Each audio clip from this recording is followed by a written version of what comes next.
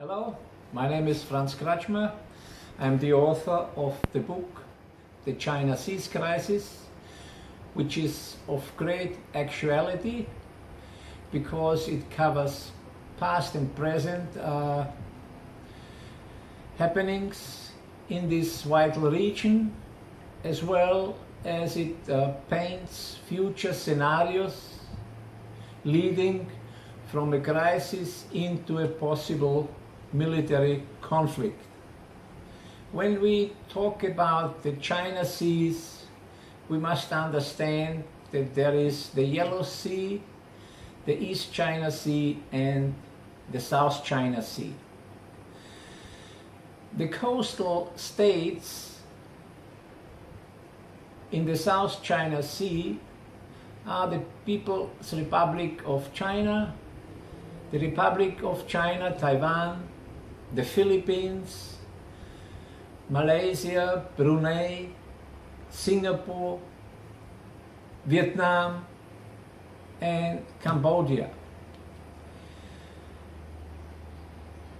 We need to understand that we are talking about the high seas, an ocean, open seas, and in accordance with international law, the high seas are the heritage of mankind and shall be preserved forever. Anyone who wishes to engage in possible installations, navigation, for navigation purposes, exploitation of natural resources, may do so in accordance with international law and in agreement with the coastal states. When we talk about the South China Sea, we are talking about one of the busiest shipping routes in the world. There are almost 300 commercial and military ships passing through the South China Sea on daily basis. The South China Sea controls access to the Indian Ocean as well as to the South Pacific, including Australia. The South China Sea is one of the most important fishing grounds in the world. Almost 15 or more % of the world's fishing catch comes from the South China Sea. But there's also an additional advantage, and this may explain why the People's Republic of China has in recent years paid more attention to moving assets into the South China Sea. According to experts, there are trillions of cubic meters of gas and trillions of tons of oil buried under the seabed. And as we know, the world's natural resources are dwindling.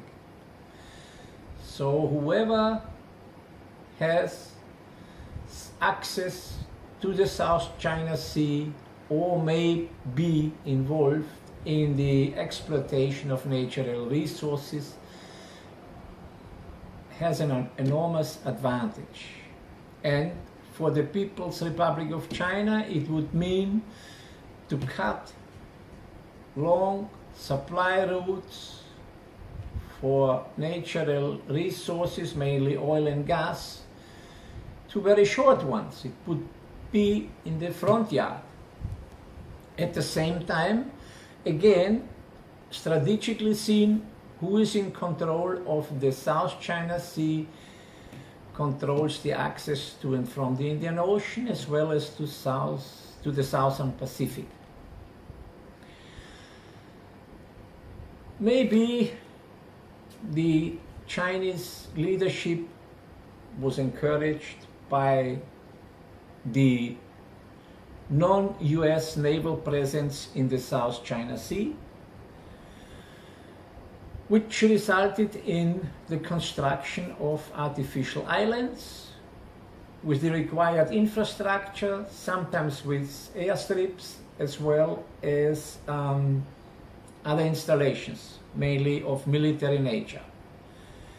But going back, again, we need to defend the freedom of overflight and the freedom of navigation in the South China Sea. The international community cannot allow that any given country